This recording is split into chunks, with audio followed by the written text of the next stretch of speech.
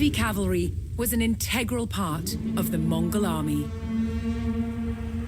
By definition, they were fully armored. Heavy cavalrymen were troops who went into the thick of the fighting. Mongol heavy cavalry had steel helmets, but they also had this very distinctive form of armor here known as lamina, made of steel, rawhide, and even leather. Now, in this example, you can see how the individual scales have been laced together, often with doe skin. Rows of lamellae, which in turn was then sewn into fabric or leather backing.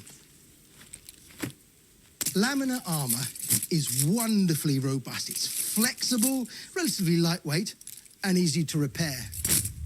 The Mongol heavy cavalryman, in his characteristic lamellar armor, was the hammer in the Mongol war machine. All Mongols, both heavy and light cavalry, were capable horse archers. However, for the heavy cavalry, shock troops that rode into and smashed the enemy, the bow was of secondary importance. Their principal weapon of first contact was the lance.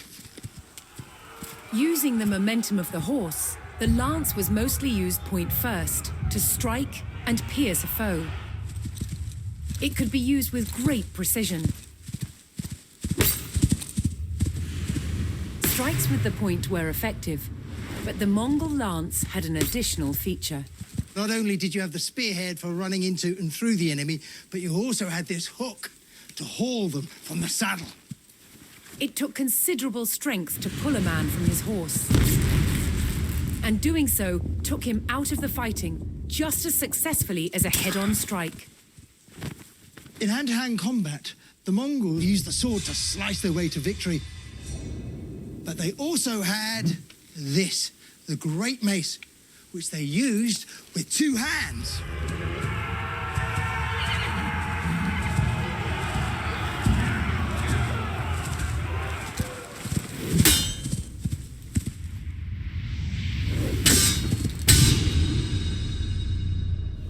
Mongol armies were famous for their ability to move fast and strike with surprise. But their heavy cavalry was a brutal shock force that could overwhelm and crush an enemy with raw power.